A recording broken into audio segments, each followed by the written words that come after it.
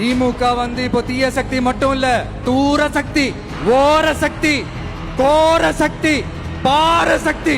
தூர சக்தி, ஓர சக்தி, பார சக்தின்னு நம்முடைய திரைப்பட இயக்குனர் திரு டி ராஜேந்தர் மாதிரி ரைமிங்கா டயலாக் பேசுறாரு. இது பேர் என்ன தெரியுமா? தூய சக்தியா. இதுக்கு பேர் தூய சக்தியா? நாரசக்தி.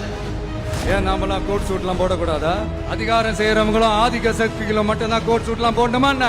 அப்பெல்லாம் எதுவுமே கிடையாது. புது முதலமைச்சருக்கு ஒரு புதுவிதமான ஒரு ப்ராப்ளம் இருக்கு. யாரு எதை பத்தி பேசினாலும் தன்னை பத்தி தான் பேசுறாங்க அப்படிங்கிற ஒரு நினைப்பு. அவரே அதை கற்பனை பண்ணிக்கிட்டு அதுலயே இருக்கிறாரு. என்ன தெரியுமா சொல்றாரு?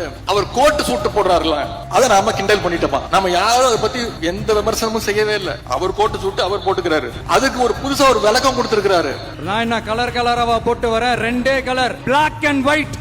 அடுத்து அந்த பிளாக் கூட யாரை குறிக்கும் எதை குறிக்கும்ன்றது நான் சொல்லிதான் தெரியணும்னு அவசியம் இல்லை. அது உங்களுக்கே நல்லா தெரியும். அவர் கருப்பு கோட்டு போட்டுக்கிறது பெரியாருடைய கொள்கையா? இதை விட ஒரு மோசமான உருட்டை யாராவது உருட்ட முடியுமா?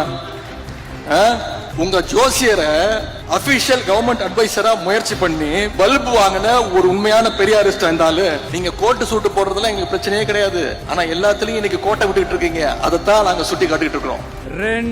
ரெண்டு பேருக்கு நடுவுல தான் போட்டியே. ஒண்ணு இன்னொன்னு எஸ், ஒன்னு டிவிகே, இன்னொன்னு டிஎம்கே. இது வரைக்கும் உருப்படியா ஒண்ணும் வரல. எந்த பிரச்சனையை கேட்டாலும் திமுக வெர்சஸ் தாவேகா, எதை பத்தி கேட்டாலும் திமுக செய்கின்ற சதி. அவர் எப்ப வாயை திறந்தாலும் அவர் வாயிலிருந்து வர வார்த்தை ஒன்னே ஒண்ணுதான், எல்லாத்துக்கும் காரணம் திமுக தான்.